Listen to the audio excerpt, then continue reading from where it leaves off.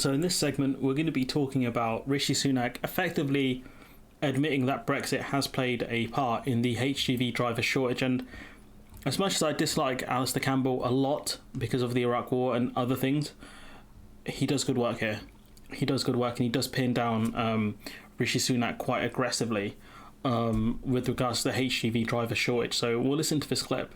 It's good stuff from Campbell, who should really be in The Hague. But I reread Operation Yellowhammer last night, which was the preparations by the government in the event of no deal. Now, you got a deal and you told it was a great deal.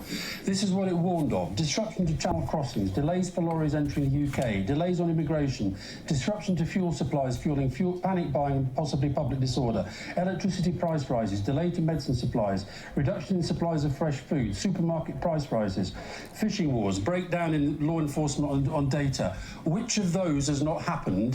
And which of them has anything to do with Brexit?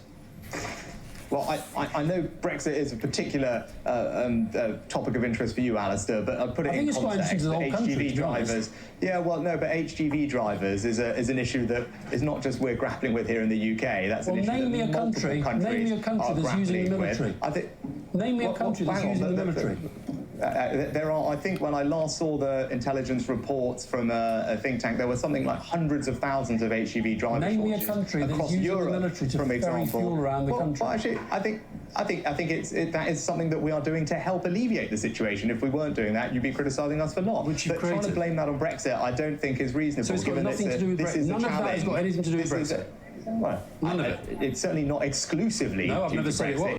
So it's not exclusively to deal with Brexit. We've seen a lot of spin here and a lot of lies, which, Alistair Campbell is a master of. Let's not forget that. So maybe that enables him to see through it, really, when, they've gone through the line of, well, Europe has a massive HGV driver shortage, so it's a global problem, yet no other countries are using the military to deliver goods. Sunak saying, well, if we didn't do that, you'd be criticising us. Well, yeah, because no other country's in a situation where they have to use the military to deliver petrol to, petrol pumps, etc.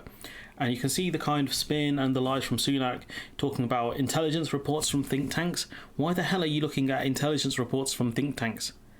Like, they're not the most reliable groups of people, especially when they're probably funded by right-wing Tory party donors. Point being is that if we look at, we go back into it, we look at bits of the spin here from Sunak. So we'll go from about here. It's not just we're grappling with here in the UK. That's an issue name me a country. Name me a country.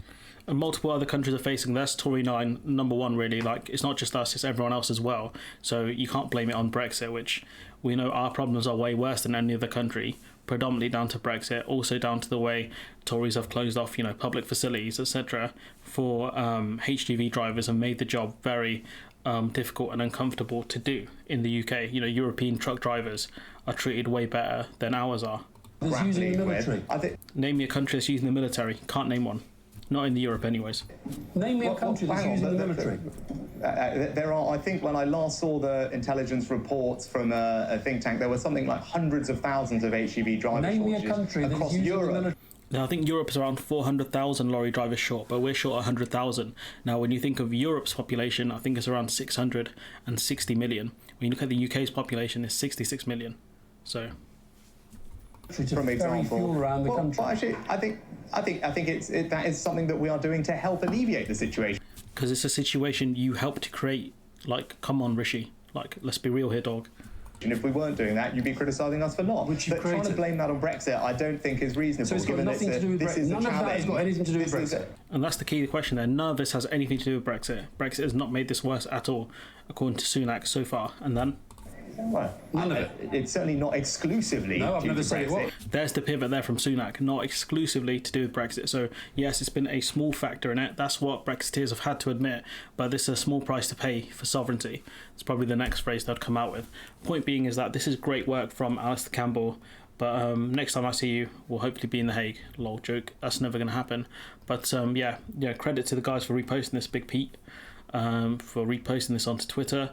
Anyways, I'm going to leave it there. Let me know what you think in the comments below.